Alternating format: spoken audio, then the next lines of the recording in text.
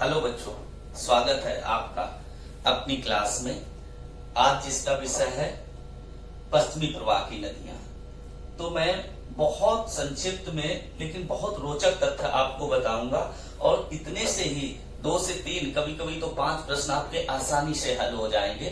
तो सबसे पहले मैं जिक्र करूं इसको बताने से पहले, तो एक प्रश्न आया करता है कि भारत की नदियों का प्रवाह किस प्रकार का है, तो उसका जवाब होगा पूर्वी प्रवाह। भारत की सभी नदियां कहीं से भी निकले लेकिन वह पूरब की ओर बह के बंगाल की खाड़ी में गिरती हैं जाके।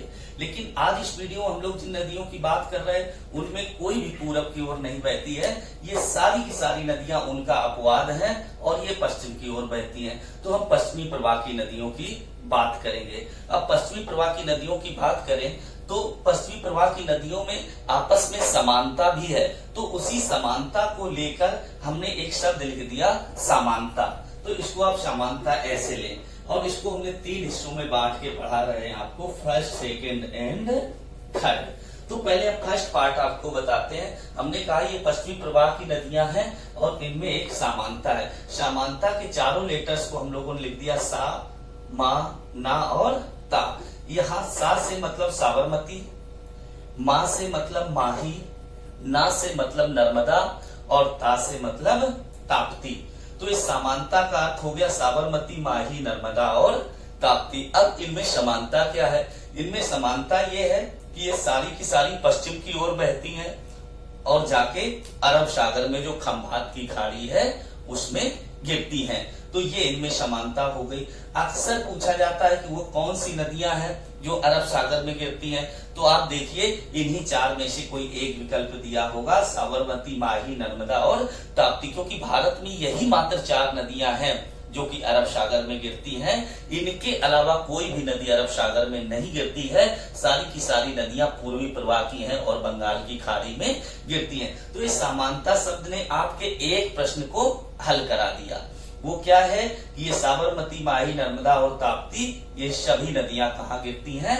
अरब सागर में। ये जो ताप्ती नदी है इसे तापी भी कहा जाता है। कहीं कहीं आपको तापी लिखा मिले तो भी इसका मतलब ताप्ती की ही बात है। तो ये 1 अंक कम से कम आपका पक्का, 1 या 2 यह आपके पक्के हो जाते हैं। अब इन्हीं से संबंधित इसके दूसरे पार्ट में बात करते हैं। दूसरे पार्ट में पूछा जाता है कि नर्मदा नदी किन किन पर्वत श्रेणियों के बीच बहती है, ताप्ती नदी किन किन पर्वत श्रेणियों के बीच बहती है। तो हमने एक फिगर स्केच किया है। इस फिगर में यह उठा हुआ भाग पहाड़ है और ये दबा हुआ भाग भ्रंश है या द्रोणी है, पहाड़ों के नीचे जो दरार पड़ जाती है। तो यहाँ हमने इस तरह से बनाया और यहाँ B for Bind, S for Satpura, A for Ajanta लिख दिया, बिंद, सतपुड़ा और अजंता। इसके बीच में ये नदी बहाती, ये एन नर्मदा नदी है और ये टी ताप्ती नदी है। तो बहुत आसानी से आपने देखा बिंद, सतपुड़ा और अजंता, ये नर्मदा और ये ताप्ती। यहाँ अगर कोई पूछता है नर्मदा नदी किन पर्वत श्रेणियों के बीच बहती है, तुरंत आप देख के बता देते हैं बिंद और सतपुड़ा। अगर एग्जाम में भी आता है तो फटाफट आप एक छोटा सा स्केच तैयार करेंगे और छोटा सा स्केच तैयार करके तुरंत इसका जवाब बता देंगे।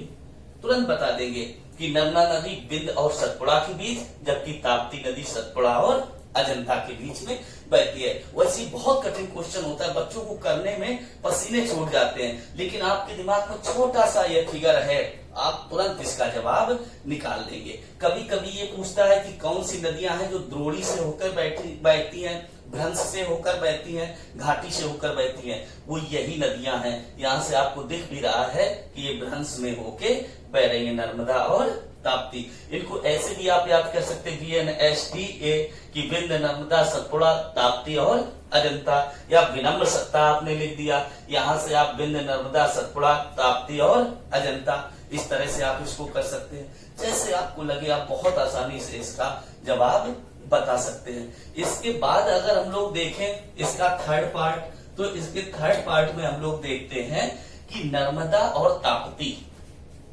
यह नदियां डेल्टा नहीं बनाती हैं। तो ये इसका तीसरा हिस्सा है। पूछा जाता है कि कौन सी नदियां हैं जो डेल्टा नहीं बनाती हैं, तो आपका जवाब होता है नर्मदा और ताप्ती। नर्मदा और ताप्ती नदियां डेल्टा नहीं बनाती हैं। डेल्टा की बजाय ये नदियां एस्चुरी बनाती हैं। मैं ये भी बता दूं कि ये डेल्टा क्यों नहीं बनाती हैं, क्योंकि ये भ्रंश घाटी से होकर बहती हैं, इनका बहाव बहुत तेज है और जब ये जाके अरब सागर में गिरती हैं तो ऊपर से तेजी से गिरती हैं, जिसके कारण ये नीचे की मिट्टी को काट देती हैं और मिट्टी को बहा के अपने साथ लिए जाती हैं, जिस कारण ये डेल्टा नहीं बनाती हैं। ध्यान रहे, हमेशा डेल्टा वही नदियां बनाती हैं जिनका बहाव धीमा होता है।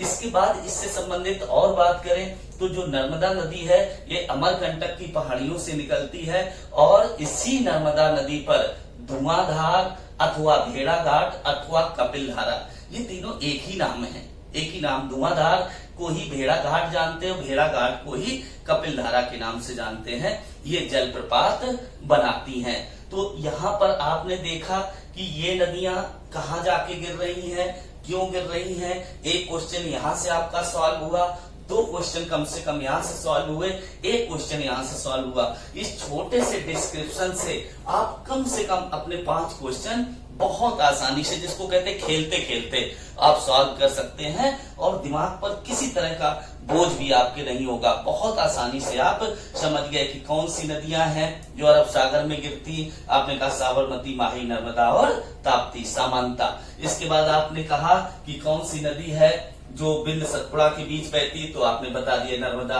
अथवा पूछा गया कि नर्मदा नदी किन किन के बीच बहती, आपने बता दिया बिंद और सतपुड़ा। पूछा ताप्ती नदी किसके बीच बहती है, सतपुड़ा और अजंता।